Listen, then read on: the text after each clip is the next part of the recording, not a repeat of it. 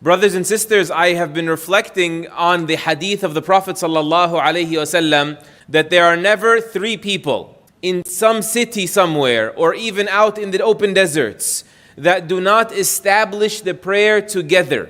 They don't get together to pray as a group. They don't get together and listen to the Quran in prayer from one another, right? Except that Shaytan will be able, no-brainer, will be able to entrap them.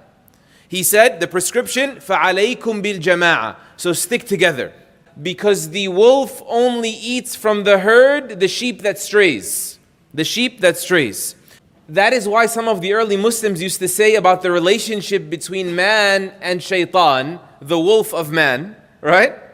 He used to say, I have seen that the human being, I mean, this is the way I envision it, has been hurled, tossed in the middle between Allah Azza wa Jal and between the enemy of Allah, Shaytan. If Allah were to take him into his sanctuary, into his protection, Shaytan will never be able to access him. And if Allah were to leave him out, leave him in his vulnerability, leave him as an open target, the Shaytan will devour him. There's no contest. There's no equivalency between a lamb, a sheep, and between a wolf. He continued to say, so don't ever think the enemy won. The enemy of Allah can't win. But at times what happens is Al-Hafidh, the guardian, Allah, has turned away, has withheld his protection. Why did he withhold the protection? Because you opted out of it. You moved away from community. You moved away from hearing the Quran. You strayed from the system, the fortress that he set up for you to protect you. You know, of the sort of the incredible deliberation, tactfulness, strategizing of Shaytan, is that he goes up to the person and he takes a sniff. He picks up your scent, right? He takes a sniff of your soul. What kind of person are you? He does a personality test for you, basically. And he says if he finds him the lax type, the chill type, the lazy type, right? He will push him in that direction, the path of least resistance. That's your type.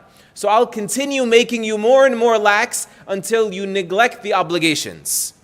And if you're the hardworking type, you're the go-getter, you're the bulldozer, you're that person, he'll push you to do more and more of that until he drops you into innovation. He doesn't care which way you go. You're just not allowed to go here.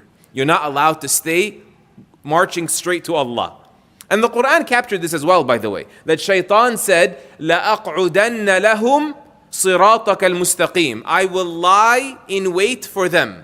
I will sit to ambush them upon your... I'm going to straddle the path. I'll send you this way, send you that way. I don't care which way I send you. You just can't ride this path. I will not let you ride this path easily.